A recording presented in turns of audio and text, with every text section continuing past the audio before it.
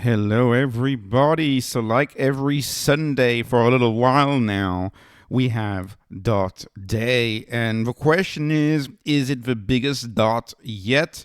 I.e., are we going to get an announcement of the biggest buy yet tomorrow? The tweet is out, and I am excited about the buy. As you know, last week I misread and I thought we would get the $1 billion buy last week. No, we did not. We are likely going to get the $1 billion buy announcement tomorrow. We likely got the $1 billion buy these past few days, and this is exciting, of course, because it's all due to Stride.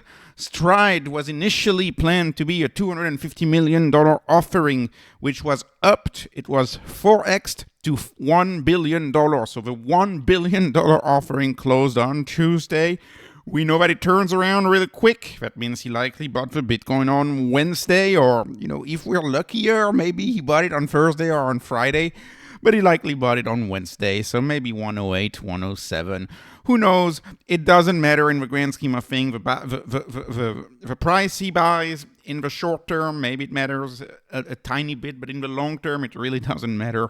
I firmly believe also that these prices are manipulated to the downside. I think the price of Bitcoin should likely be a little higher, but Saylor has to buy on OTC, because if he doesn't buy on OTC, he's going to move the markets. And there's a lot of market manipulation going on with the exchanges.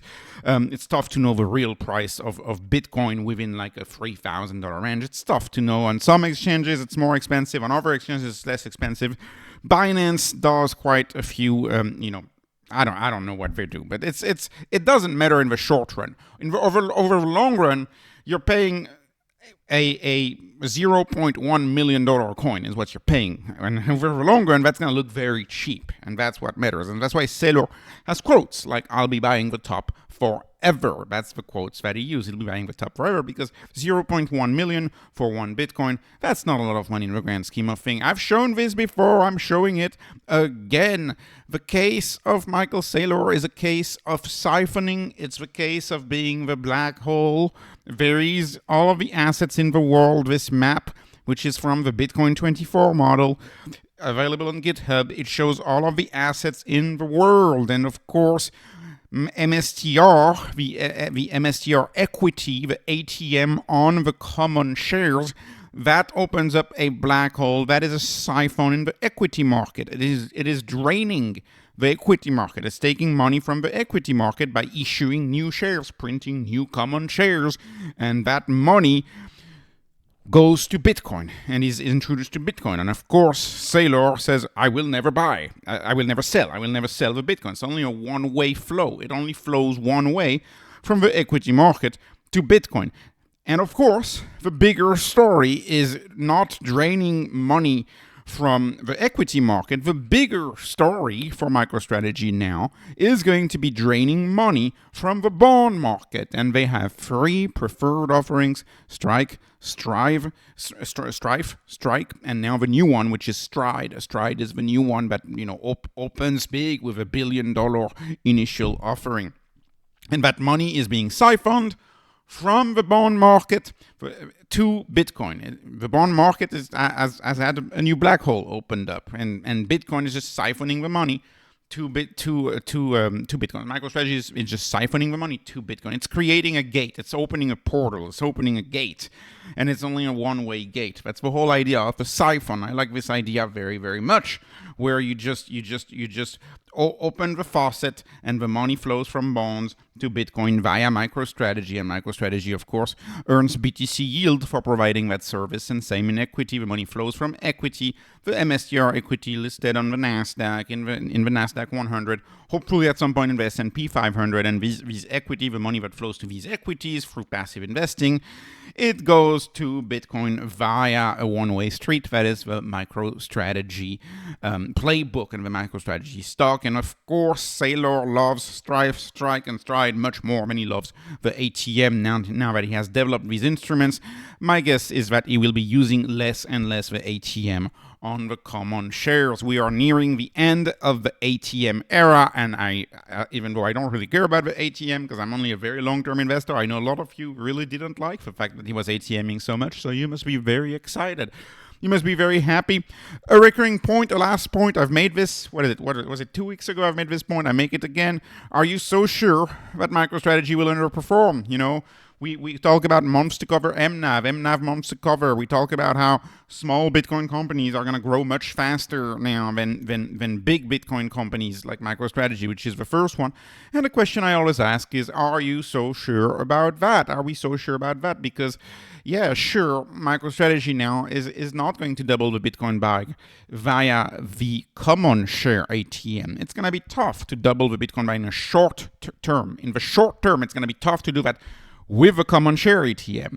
But he's moved past the common share ATM now to a bigger story, which is the bonds, the ATMing of the preferred. And so let's say this week, imagine this week, he bought $1.2 billion worth of Bitcoin. Let's imagine that. Well, what's the yield? Well, it's very simple. You can calculate that. There's $61 billion worth of Bitcoin. If he sells $1.2 billion worth, your Bitcoin yield is about 2% in 1 week. 2%. That would be the Bitcoin yield. Well, let's do very, very simple calculation. Let's assume he does 1.2 billion. Okay, it's going to take him months to ramp to that. Maybe 6 months to ramp to 1.2 billion of preferreds in a week. But it's okay. We're long-term investors. We have a lot of time. So let's assume he eventually ramps to, say, 1 billion or 1.2 billion a week in preferred. Well, what would your yield be? Well, quite simply, 1.2 billion times 52 weeks, that's $62 billion worth of buys. If Bitcoin doesn't move, that's 102% BTC yield. So that's why I always say something's going to have to move. You know, something's going to have to move. And that thing, in my view, is going to be the price of Bitcoin. The price of Bitcoin can't stay this low if the buying pressure continues to be this high. So it's either the buying pressure is going to have to stop and Bitcoin stays this low, or it's either the buying pressure doesn't stop, it continues, the buying pressure continues to grow, and Bitcoin's going to have to move, and you're going to have to acquire less Bitcoin. That's theoretical, of course, but there's so much money to drain from the bond market that you see right here, that green square right here, rectangle. There's so much money to drain from that market, and that is the new story that is being unlocked by MSTR. And MSTR is the only company who is now working on this story. Other companies have planned to enter this story. MetaPlanet has a plan to enter this story, for example.